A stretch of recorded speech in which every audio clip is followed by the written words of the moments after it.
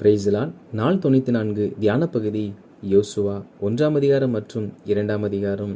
5 ஆகமங்களுக்கு பிற்பாடு 6வதாக யோசுவாவுடைய வாழ்க்கை சரித்திரத்தை உள்ளடக்கினது இந்த யோசுவாவின் புஸ்தகமாகும். இதில் இஸ்ரவேல் ஜனங்கள் யோர்தானை தாண்டி எரிகோவை தகர்த்து தேசத்தை சுதந்திரிப்பதையும் 9 கோத்திரங்களுக்கு தேசங்களை பங்கிட்டு கொடுப்பதையும் யோசுவாவின் வாழ்க்கை சரித்திரத்தையும் நம்மால் பார்க்க முடியும். யோசுவாவுடைய பெயர் ஓசேயா. இந்த ஓசேயாவுக்கு தான் மோசே யோசுவா என்று பெயரிட்டார். இந்த பெயருக்கான அர்த்தம் ரட்சகன் என்பதாகும். 1ஆம் அதிகாரத்தை வாசிப்போமானால் அதில் மோசே மரித்த பிற்பாடு கர்த்தர் யோசுவாவை நோக்கி, என் தாசனாகிய மோசே மரித்து போனான். இப்பொழுது நீயும் இந்த ஜனங்கள் எல்லாரும் எழுந்து யோர்தானை கடந்து இஸ்ரவேல் புத்திரருக்கு நான் கொடுக்கும் தேசத்திற்கு போங்கள் என்பதாக சொல்லுகிறார். மோசே மரித்த பிற்பாடு இஸ்ரவேல் ஜனங்கள் மோசேக்காக 30 நாள் துக்கம் கொண்டாடினார்கள். அவைகளுக்கு பிற்பாடு கர்த்தர் யோசுவாவோடு கூட பேசுகிறார். என்னவென்றால், மோசே மரித்து போனான், நீங்கள் எழுந்து புறப்பட்டு போங்கள் என்பதாக.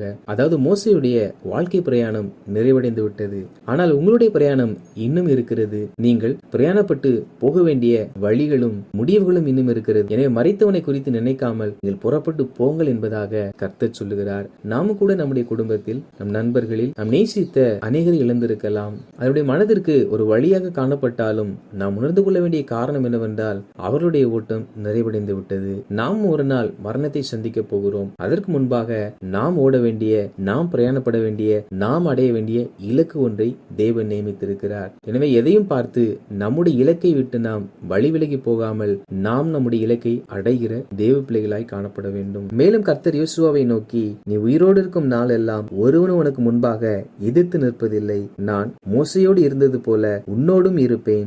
நான் உன்னை விட்டு விலகுவதும் இல்லை, உன்னை கைவிடுவதும் இல்லை என்பதாக சொன்னார். நம் யோசுவாவுடைய வாழ்க்கையை பார்ப்போம் என்றால், எந்த ஒரு மனிதனும் யோசுவாவை எதிர்த்து வரவில்லை. யோசுவாவை எல்லாரையும் எதிர்த்து ஜெயிக்கிற ஒரு மனிதனாய் காணப்பட்டார். காரணம், இந்த வாக்குத்தத்தத்தை கர்த்தர் யோசுவாவுக்கு கொடுத்திருந்தார். எப்படி கர்த்தர் மோசையோடு கூட சஞ்சரித்தாரோ அதே போல நான் உன்னோடு சஞ்சரிப்பேன், உன்னை விட்டு விலக மாட்டேன், உன்னை கைவிட மாட்டேன் என்று சொல்லி தலைமைத்துவ பணியை குறித்து ஆழ்ந்த சிந்தனையோடு யோசித்துக் கொண்டிருந்த யோசுவாவுக்கு கர்த்தர் பலப்படுத்துகிற நல்ல வார்த்தைகளை சொல்லுகிறார். மேலும் கர்த்தர் பலங்கொண்டு திடமனதாயிரு, இந்த ஜனத்தின் பிதாக்களுக்கு நான் கொடுப்பேன் என்று ஆணையிட்ட தேசத்தை நீ இவர்களுக்கு பங்கிடுவார். யோசுவா இந்த ஜனங்களை எப்படி வழிநடத்த போறேன் என்று கலங்கி கொண்டிருக்கும் பொழுது கர்த்தர் இந்த ஆறுதலான வார்த்தைகளை சொல்லி, நீதான் இந்த தேசத்தை அவர்களுக்கு பங்கிட்டு கொடுப்பா என்பதாக சொல்லுகிறார். எனவே பெரிய பொறுப்பை கர்த்தர் கொடுத்திருக்கிறபடியினால் நாம் இழப்பை நினைத்தும் மரணத்தை குறித்தும் கலங்கி கொண்டிராமல் பலன் கொண்டு திடமனதாய் இருந்து நாம் செய்ய வேண்டிய காரியங்களை செய்கிறவர்களாய் காணப்பட வேண்டும். மேலும் கர்த்தர் யோசுவாவை நோக்கி, என் தாசனாகிய மோசே உனக்கு கற்பித்த நியாய பிரமாணத்தின்படி எல்லாம் செய்ய கவனமாய் இருக்க மாத்திரம் மிகவும் பலம் கொண்டு திடமனதாய் இரு. போகும் இடமெல்லாம் புத்திமானாய் நடந்து கொள்ளும்படிக்கு அதை விட்டு வலது இடது புறம் விலகாதிருப்பாயாக என்பதாக சொல்லுகிறார். அதாவது மோசே கல்வியில் சிறந்தவன், சகல கலைகளையும் அறிந்தவன், ஒரு ராஜாவுடைய மாளிகையில் வளர்ந்தவன். ஆனால் யோசுவாவோ செங்கல் இருக்கிற குடும்பத்தில் பிறந்த ஒரு மனிதன். ராஜாங்கத்தை குறித்தும் ஆளுமைகளை குறித்தும் எதுவும் அறியாதவர். எனவே கர்த்தர் நீ போகும் இடமெல்லாம் புத்திமானாய் நடந்து கொள்வதற்கு மோசே கற்பித்த எல்லா நியாய பிரமாணங்களையும் கவனமாய் அறிந்து அதை விட்டு வலது இடதுபுறம் விலகாமல் இரு என்பதாக சொல்லுகிறார். அப்படி என்றால் நாம் நம்முடைய வாழ்க்கையின் எல்லா பகுதியிலும் புத்திமானாய் நடந்து கொள்வதற்கு ஒவ்வொரு நாளும் வேத வசனங்களை நாம் வாசித்து அதை விட்டு விலகாமல் இருக்க வேண்டும். அப்படி ஒரு மனிதன் வேத வசனத்தை விட்டு விலகாமல் இருப்பான் என்றால் அவன் எல்லா இடத்திலும் புத்திமானாய் நடந்து கொள்ள முடியும். மேலும் கர்த்தர், இந்த நியாயப்பிரமாண புஸ்தகம் உன் வாயை விட்டு பிரியாதிருப்பதாக, இதில் எழுதியிருக்கிறவைகளின்படியெல்லாம் நீ செய்ய கவனமாய் இருக்கும்படி இரவும் பகலும் அதை தியானித்துக் கொண்டிருப்பாயாக.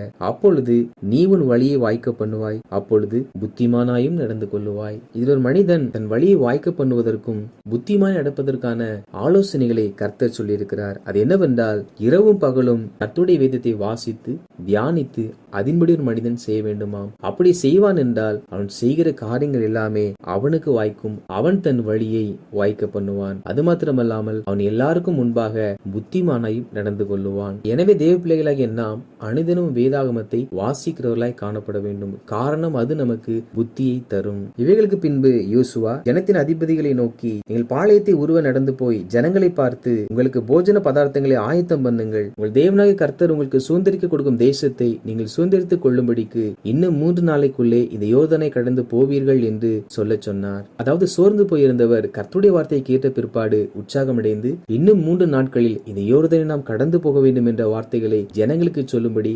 அதிபதிகளுக்கு சொல்லுகிறார். மேலும் யோசுவா ரூபனியரையும் காத்தியரையும் மனாசேயின் பாதி கோத்திரத்தாரையும் நோக்கி அவள் யோர்தானுக்கு இக்கரையில் தங்களுக்கு சுதந்திரமான நிலத்தை பெற்றுக்கொண்டபடியினால் மோசேக்கு வாக்கு கொடுத்தபடியே மீதம் இருக்கிற 9 கோத்திரங்களுக்கு முன்பாக யுத்த சன்னதராய் வரும்படிக்கு அவர்களுக்கு ஒரு விஷயம் நினைப்பூட்டுகிறதையும் நம்மால் இதில் வாசிக்க முடியும். 2ஆம் அதிகாரத்தை வாசிப்போமானால் அதில் 2 வேவுக்காரர்களை அனுப்பி எரிகோவை வேவு பார்த்து வரும்படி சொல்லுகிறார். அப்பொழுது அவர்களும் எரிகோவுக்கு போய் அங்கே எரிகோவின் அலங்கத்தின் மேல் ராகா பெண்ணும் பேர் கொண்ட ஒரு வேசி இருந்தால் அவள் வீட்டிற்குள் பிரவேசித்து அவள் வீட்டில் தங்கினார்கள்.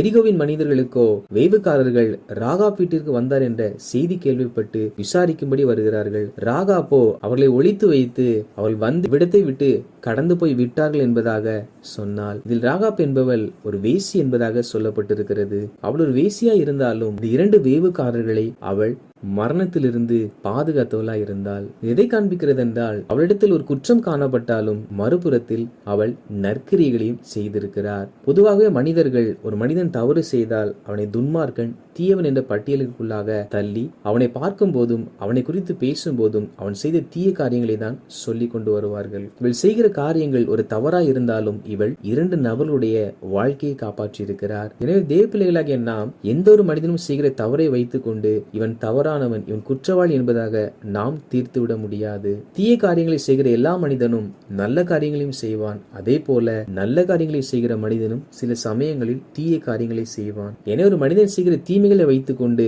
அவன் துன்மார்க்கன் அவன் தண்டனை அனுபவிப்பவன் என்று சொல்லி எந்த ஒரு மனிதனும் நியாயம் தீர்த்து கொண்டுராமல் எல்லாருக்கும் ஒரு மாற்றத்திற்கான நாள் இருக்கிறது என்பதை அறிகிறவர்களாக உணர்கிறவர்களாக பிறரை குறித்து குறை பேசாதவர்களாக நாம் நம்மை காத்துக்கொள்ள வேண்டும். எரிகோவின் மனுஷர் சென்ற பிற்பாடு அது ராக்காலமாய் இருந்தபடியினால் அந்த 2 வேவுக்காரர்களும் அவள் வீட்டில் ராத்தங்கினார்கள். அப்பொழுது அந்த ராகாப் அவ்விருவருக்கு முன்பாக சென்று அவர்களை நோக்கி கர்த்தர் உங்களுக்கு தேசத்தை ஒப்பு கொடுத்தார் என்றும் உங்களை பற்றி எங்களுக்கு திகில் பிடித்திருக்கிறது என்றும் உங்களை குறித்து தேசத்து குடிகள் எல்லாரும் சோர்ந்து போனார்கள் என்றும் அறிவேன். நீங்கள் எகிப்திலிருந்து புறப்பட்ட போது கர்த்தர் உங்களுக்கு முன்பாக சிவந்த சமுத்திரத்தின் தண்ணீரை வற்றி போக பண்ணினதையும் நீங்கள் யோர்தானுக்கு அப்புறத்தில் சங்காரம் பண்ணின எமோரியரின் 2 ராஜாக்களாகிய சீகோனுக்கும் ஓகுக்கும் செய்ததையும் கேள்விப்பட்டோம். கேள்விப்பட்ட போது எங்கள் இருதயம் கரைந்து போயிற்று. உங்களால எல்லாருடைய தைரியமும் அற்று போயிற்று. உங்கள் தேவனாகிய கர்த்தரே உயர வானத்திலும் கீழே பூமியிலும் தேவனானவர். இப்போதும் நான் உங்களுக்கு தயவு செய்தபடியினால்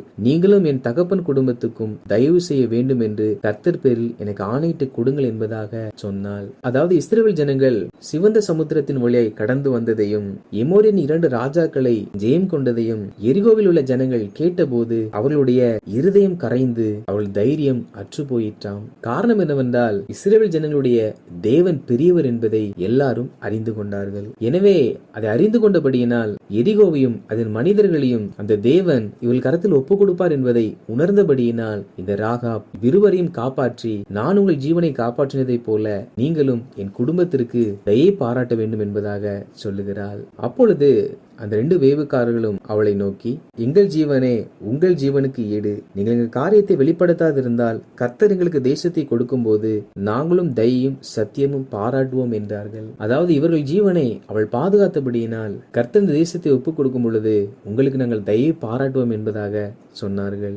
அப்பொழுது அந்த ராகாப் ஜன்னல் வழியாய் கயிற்றை கட்டி அவர்களை இறக்கிவிட்டாள். அவளுடைய வீடு எரிகோவின் அந்த அலங்கத்தின் மேல் இருந்தது.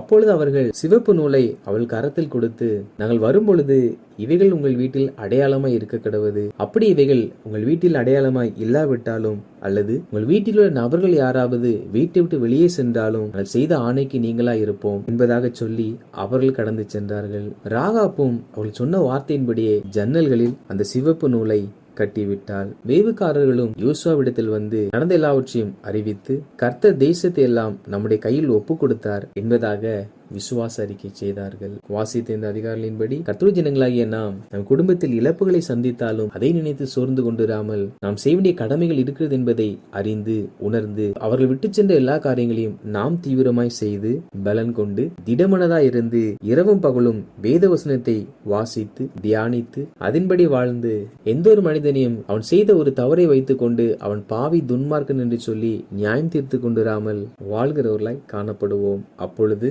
நம் வழியை வாய்க்க பண்ணுவோம், புத்திமானாய் நடப்போம். கர்த்தர் மோசையோடு இருந்தது போல நம்மோடு இருப்பார். அவர் நம்மை விட்டு விலக மாட்டார், நம்மை கைவிடவும் மாட்டார். ஆமேன்.